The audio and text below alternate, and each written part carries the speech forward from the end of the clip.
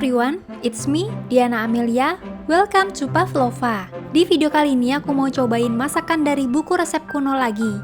Dan karena masih suasana Ramadan, jadi kali ini aku mau cobain bikin resep nastar kuno dari buku resep tahun 60-an ini. Kalau aku lihat sebenarnya ada dua macam resep nastar di buku ini. Kalau yang nastar bola biasa ada di resep nomor 211. Tapi kali ini aku mau cobain yang resep nomor 210 aja, karena bentuknya lebih nggak biasa dan takaran gulanya lebih sedikit. Langsung aja, yuk kita buat sama-sama. Pertama-tama, semua bahan kecuali selai dan merah telur diaduk menjadi satu sampai menjadi adonan yang dapat dipulung. Di resep ini nggak dikasih tahu mana dulu yang dimasukin. Tapi aku mau kocok dulu mentega dan gula halusnya, cukup sampai kecampur aja. Jangan lupa gula halusnya disaring dulu biar lebih gampang nyampurnya. Kocoknya sebentar aja kayak gini.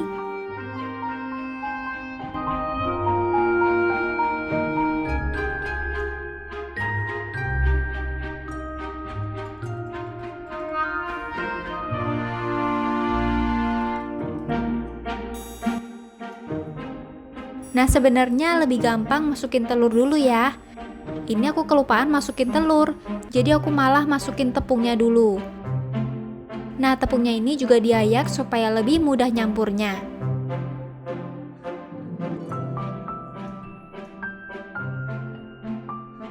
Terus masukin juga bubuk vanili. Karena telurnya kelupaan, aku baru masukin sekarang. Aku langsung masukin aja ya.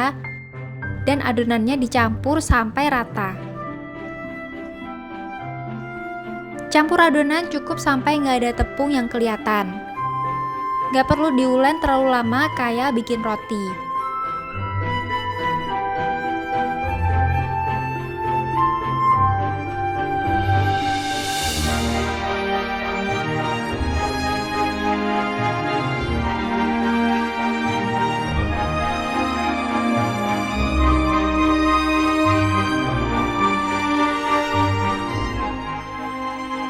Roll tipis adonan ini, lalu cetak-cetak dengan cetakan bulat yang pinggirnya berombak.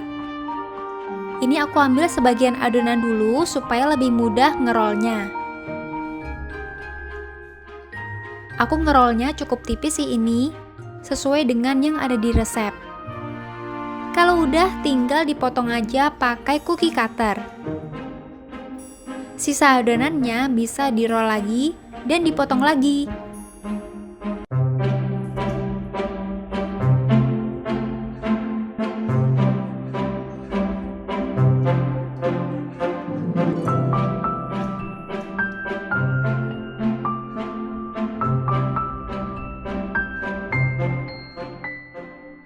Kalau udah, langsung aja pindahin ke loyang yang udah dialasi dengan baking paper.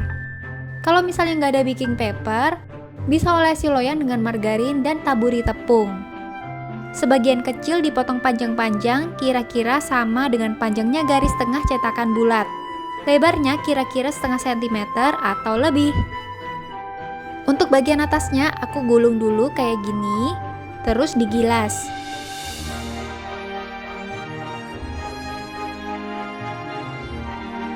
Nah, ini aku potong sekitar setengah sentimeter ya. Jadi aku memang mau bikin yang tipis aja biar nggak terlalu tebal.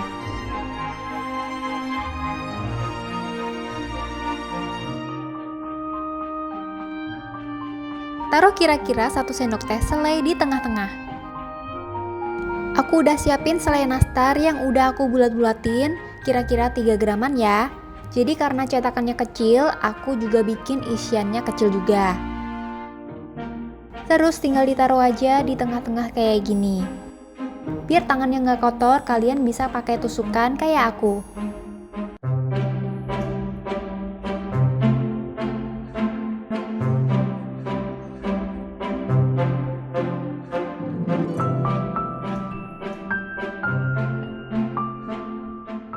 Letakkan bersilang 2 potong adonan panjang yang dipotong panjang-panjang tadi.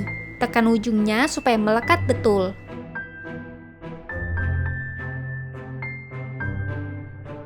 Adonannya aku taruh menyilang kayak gini. Sisa adonannya tinggal dipotong aja, dan jangan lupa ditempelin ke adonan bawahnya.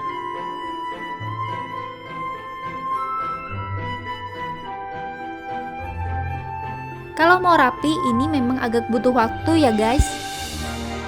Dan lebih gampang bikin nastar yang bulat-bulat biasa.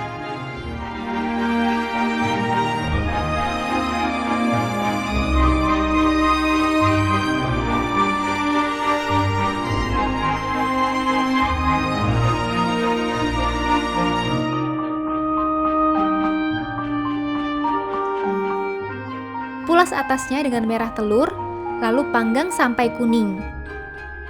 Pelan-pelan aku pulas nastarnya dengan kuning telur di semua permukaan kuenya. Karena ini kecil dan banyak rongganya, jadi agak lebih susah.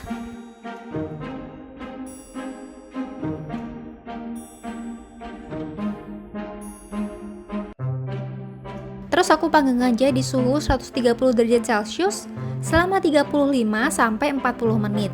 Atau sampai warnanya kuning.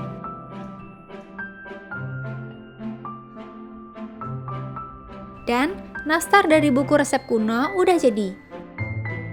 Kita dinginin dulu ya. Warnanya cantik dan masih kuning, seperti yang ada di resep.